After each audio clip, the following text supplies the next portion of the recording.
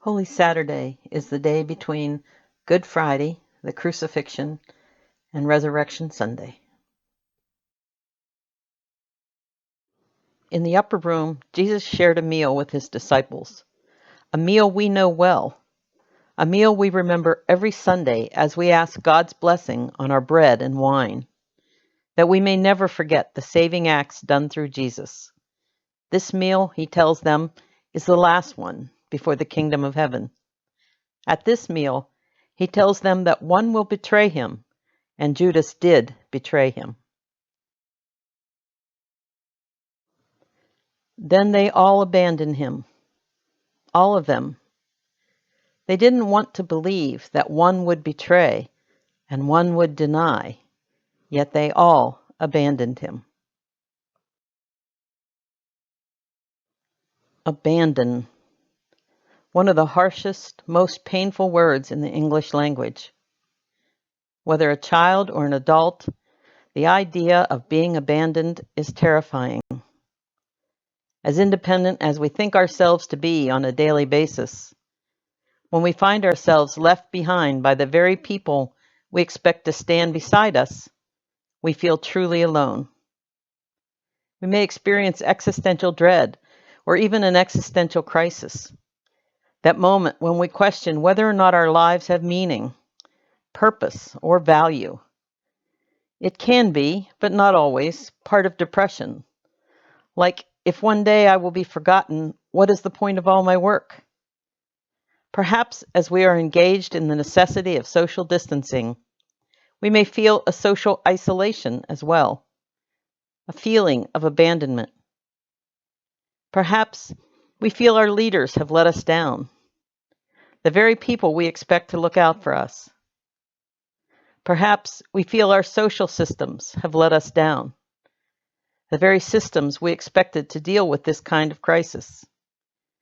Perhaps we feel we've been abandoned by our friends, the people we count on to lift our spirits, to laugh with us daily, and remind us that we are part of a community, of a family. These feelings are easily related to this day after Jesus' crucifixion. Even though the disciples abandoned him, they are now feeling that deep pain of abandonment. This is not how it was supposed to be. How can this be? How does this make sense? Even though he told them, taught them, warned them that this was coming, they refused to believe that this could possibly be true. Or perhaps they thought they could handle it themselves and prevent it from happening. We may have felt that way about a pandemic.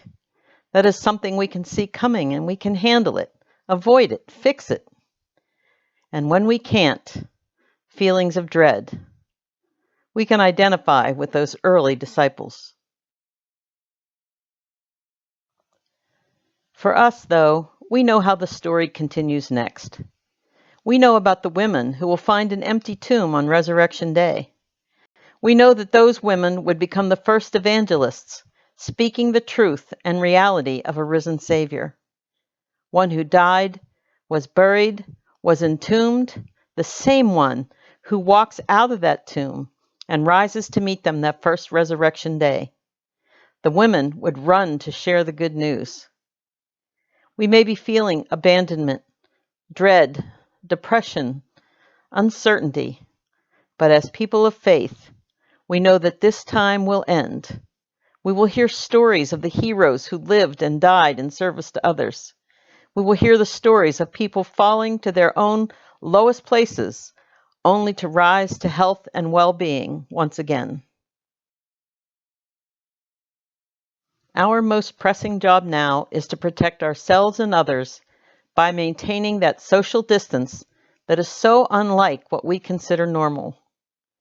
But we know there will be a new life at the end of this struggle. It may not look like, and maybe should not look like, the old one. This is our opportunity as we await Resurrection Day to consider what we want our new life to look like.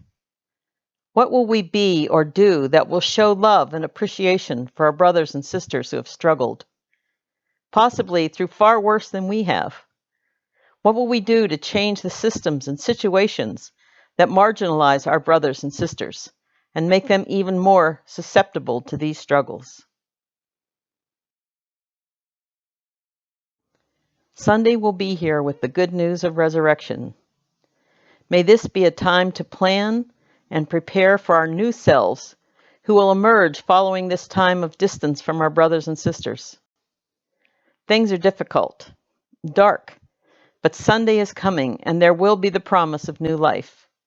May each of us take seriously this opportunity to live our lives anew.